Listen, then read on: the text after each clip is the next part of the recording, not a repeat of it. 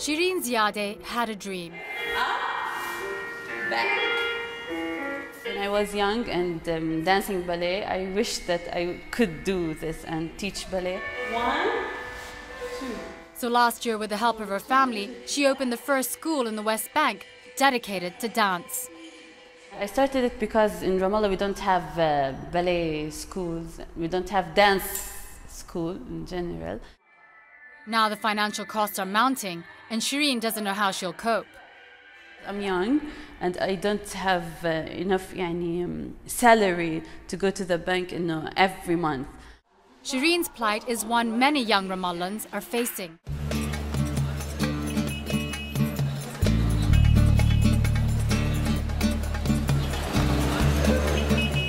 The city has boomed over the past 5 years, with restaurants, cafes, and even luxury hotels.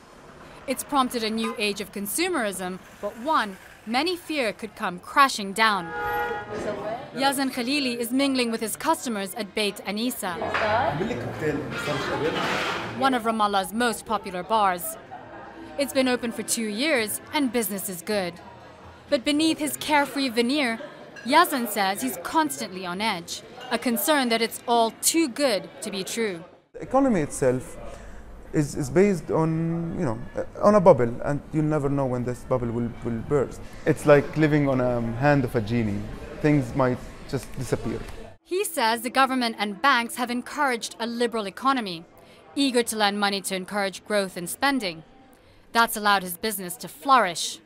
It's not hard to get permission to open a bar from the municipality, from the Ministry of Economy, from the bank to get a loan. It's not hard to do it.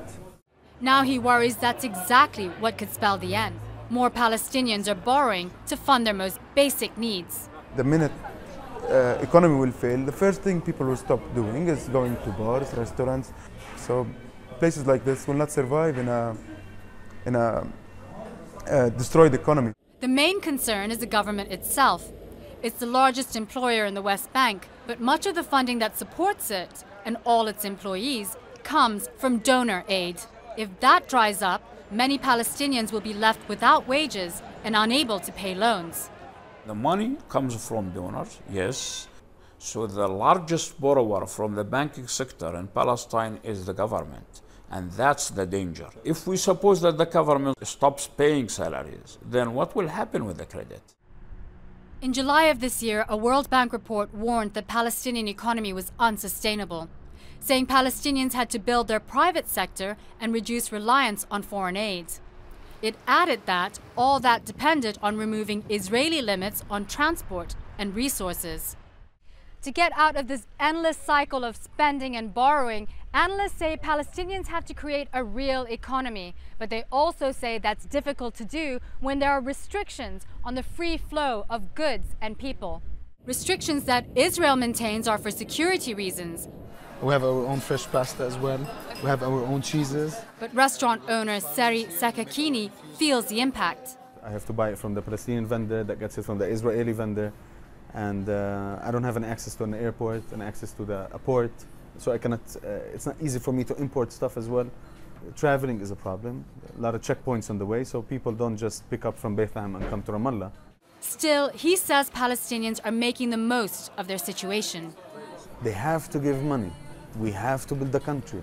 Any country that has been built from scratch will have a lot of debt. The question is, where is this money being geared?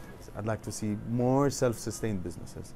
In this new economic world, Yazan sometimes longs for the old days. There were businesses, but it was more of organic businesses that understood the conflict, that were able to survive the hardship of the occupation, and that's based on more of a local products, consumption enough depending on what you have. Despite her financial worries, Shireen says she's optimistic. I'm spending money for myself and for the school, and I need to manage this. I hope it will be a great success in Ramallah because we don't have ballet in Palestine.